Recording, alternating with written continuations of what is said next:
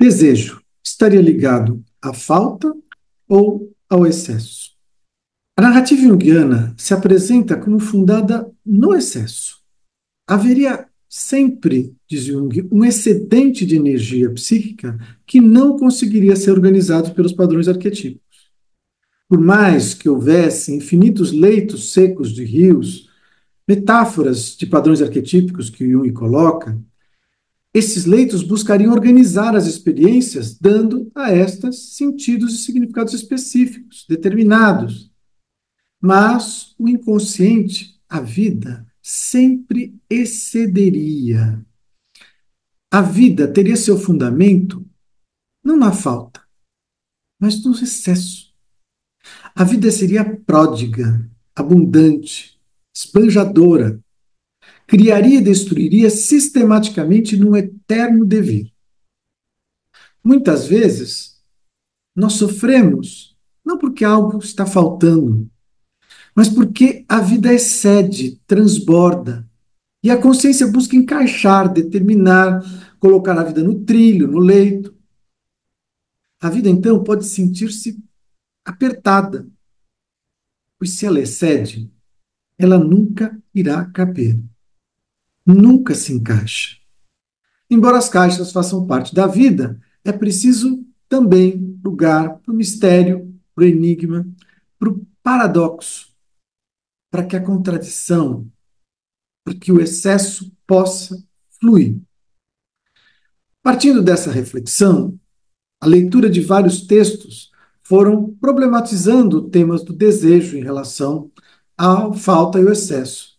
Alguns textos importantes do Jung, do Hillman, do Hegel, do Sartre e da Judith Butler trouxeram questionamentos e reflexões que faz com que nós pensamos se seria possível aproximar a narrativa junguiana arquetípica destas reflexões, desses questionamentos, desses outros autores.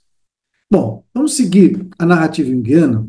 A gente pode entender que os viventes teriam como uma de suas características fundamentais a capacidade de experimentar eventos, sejam eles internos ou externos, de maneira refletida, ressoada, ecoada. Esta habilidade não seria uma escolha da consciência, mas um padrão histórico, universal, que pode ser entendido dentro da narrativa junguiana como o arquétipo da anima mundi, se realizando em cada um de nós. Assim, a gente pode aproximar o arquétipo da ânima do instinto de reflexão, que levaria a um processo de excitação, como diz Jung, e transformaria um evento em um acontecimento, em um conteúdo psíquico, psiquificado. Não haveria, do ponto de vista junguiano, acesso a nada em si, nada como naturalmente dado, seja isto vivido como uma manifestação exterior ou interior, quer isso fosse chamado de instinto, corpo, arquétipo, natureza ou Deus. No entanto, a alma, como um complexo funcional que põe a consciência em contato com as experiências internas, com os objetos internos, como diz Jung, lá no Tipos Psicológicos, ela realizaria um processo que ele chama de apercepção. A percepção está na natureza da psique. Aquilo que é vivido é reconfigurado a partir da tonalidade afetiva, que produz um conjunto de associações que dará sentido e significado para a experiência e transforma os eventos em acontecimentos psiquificados. Por isso só há instinto psiquificado. Toda experiência é uma experiência através da experiência psíquica. Todos os conhecimentos, na consciência, seriam incompletos, pois seriam resultado de uma espécie de ordem imposta às reações do sistema psíquico, que fluem para a consciência. Embora o inconsciente seja descrito como conservador, ele também anularia seus próprios condicionamentos históricos com seus atos criativos. A atividade reflexiva, como manifestação da alma, fugiria à regra da organização estável dos instintos, pois seria criativa, e, como tal, uma atividade que, ao mesmo tempo, destrói e constrói.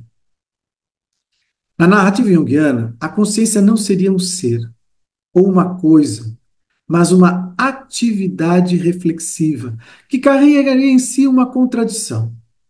Por um lado, a consciência emerge da experiência vivida na atividade reflexiva, que cria ilhas de consciência que configuram complexos, como o complexo do ego e outros. E, por outro lado, a experiência singular de alma ressoa em cada um de forma única, inefável, inominável, incomparável, não recorrente e nem mesmo passível de ser conhecida, pois não caberia na consciência em sua unilateralidade.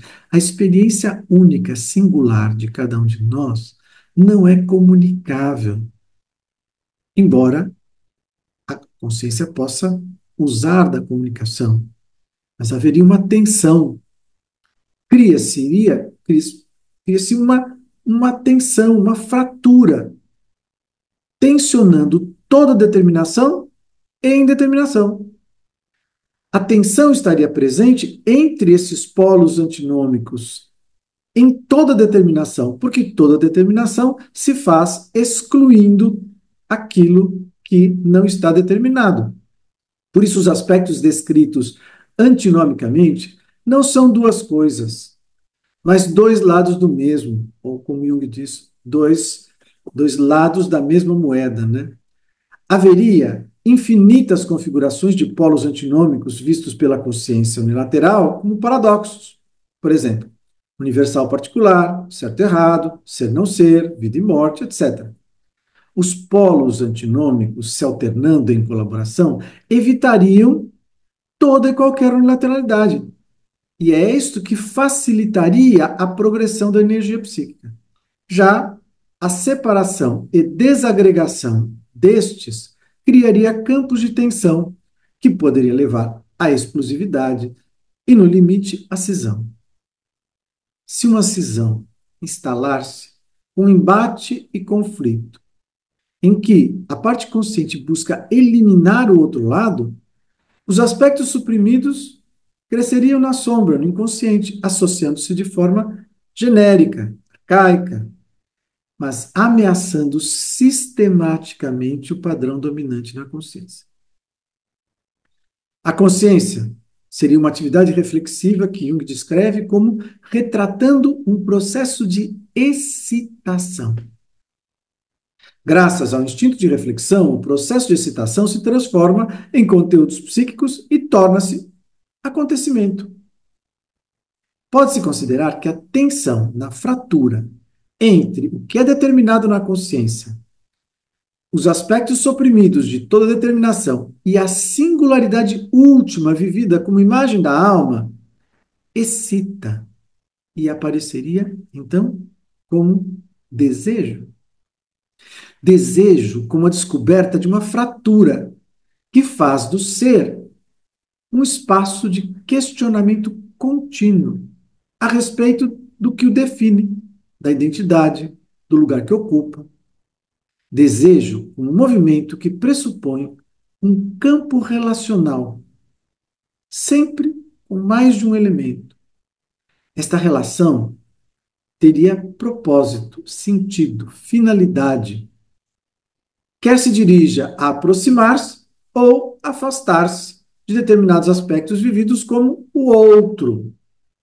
O sujeito, na integralidade, não seria apenas a consciência ou apenas o inconsciente, mas uma entidade relacional, uma relação radical, constitutiva com a alteridade, o outro.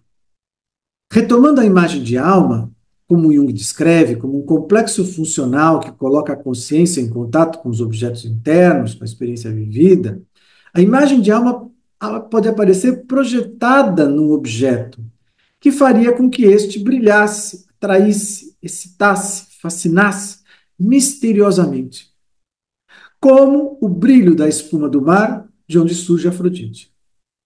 E desta excitação nasceria Eros, desejo, que busca unir a consciência a este objeto, que é vivido como outro, mas onde haveria algo de sua própria essência, algo que lhe é essencial para a integralidade. Mas o desejo que atrai e fascina assustaria a consciência pelo medo de se perder, pois, se o que completa na integralidade é o que foi suprimido de toda determinação, ou seja, a negatividade de todo determinado, integrar estes aspectos seria perder toda determinação. Seria se perder no infinito verdadeiro, ou seja, uma determinação indeterminada ou uma indeterminada determinação. Aqui a figura da infinitude como uma determinação sem bordas, sem limites, que integra o seu oposto antinômico sem perder determinidade. A alma, como psicopompo, põe a consciência em contato com o inconsciente, com o infinito, não por se repetir infinitamente, mas o infinito, que é infinito, por não ter começo nem fim. A excitação sentida é que leva à necessidade do movimento, e o sujeito seria levado a suportar a contradição em si mesmo, sem perder a determinidade. Este desejo não buscaria a satisfação ou a consumação do objeto, pois isso seria sua aniquilação, mas tomaria a si mesmo como objeto paradoxal ou como antinomia, indeterminado e determinado. Por isso, não haveria objeto adequado à imagem da alma, uma vez que a alma é a personificação do inconsciente que dissolve todas as certezas da consciência. Mas seria através do desejo que a consciência procuraria a si mesma. Consciência como atividade reflexiva. Então, a consciência procura a si mesma como atividade reflexiva, sempre marcada por uma negatividade que insiste que toda determinação estaria sempre em contínua transformação, num eterno vir a ser. E o que falta em relação ao ser é o que excedeu de toda determinação. O que falta é o excesso. Espero que isso ajude aqui na reflexão. Obrigado.